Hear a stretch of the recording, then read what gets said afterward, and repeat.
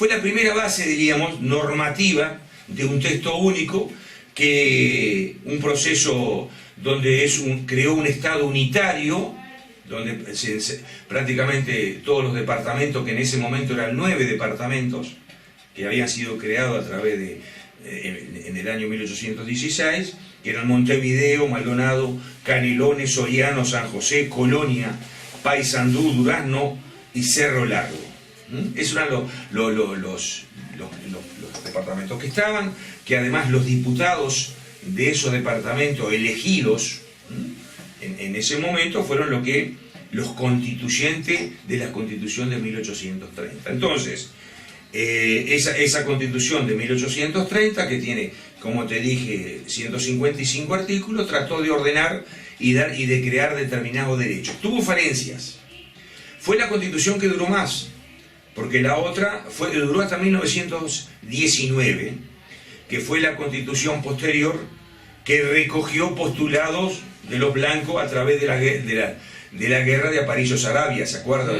Del voto secreto, de la representación proporcional, de la creación de los partidos políticos, etc. Porque esta Constitución del 30, por ejemplo, no previó el derecho de reunión, el derecho de asociación, o sea, posibilitar la creación de partidos políticos, ¿no? Pero por su paso, fue un primer paso interesante. Por ejemplo, se crearon los poderes, el poder ejecutivo, el poder legislativo y el poder judicial. Se creó el voto, pero usted sabe que el voto era censado. ¿Por qué? Porque no votaba todo el mundo. Por ejemplo, no votaban las mujeres, no votaban los esclavos, no votaban los analfabetos, no votaban los soldados de líneas, no votaban los ebrios, no votaban los morosos con el Estado. Así que si usted le estaba debiendo una factura a la DGI o el BPS, ya no podía votar. Es decir, esa gente no podía votar. Y entonces se podrá imaginar en 1830, si los analfabetos y todo eso no votaban, la verdad que se reducía. Y además el voto era, el sufragio no era secreto, era público.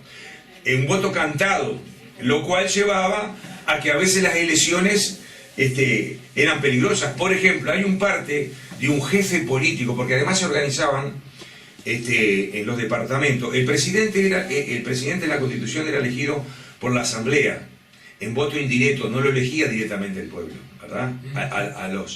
A los diputados lo elegía el pueblo, pero al presidente, que lo elegía la Asamblea, era un voto indirecto, no lo elegía el pueblo. Y había jefe político en los 9 departamentos. Y recuerdo eso del voto cantado, que hubo un parte de un jefe político de Soriano, un comisario, colorado por supuesto, que le daba el parte al gobierno central de lo que había sucedido en la elección. Y decía el hombre, dice, en una elección muy peleada, donde en la fila perdíamos 5-1, terminamos ganando la elección.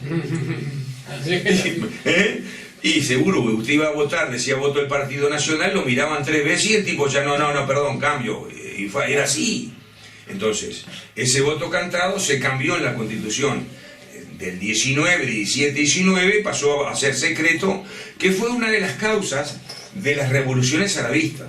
Porque las revoluciones arabistas, las que hizo, no fue por el gobierno para sacar a José Valle Ordóñez del Poder Ejecutivo, sacarlo y entrar, no, sino para que se conocieran determinados derechos, se reconocieran, para que la democracia fuera más sustentable, como ya le digo, el voto secreto y la representación proporcional. Entonces tenemos que esta Constitución duró hasta 1919, en la época de Valle Ordóñez, donde tuvo algunas falencias, pero tuvo es decir, ¿sabe por qué duró? Dice, esta Constitución duró muchísimo, fue la que duró más, ¿sería una Constitución sabia? No, porque la propia Constitución decía que la única forma de reformarla era a través de unos procedimientos que se hacían a través de diferentes legislaturas. Necesitaban 3 legislaturas, cada legislatura era 5 años, para reformar la Constitución de 1830.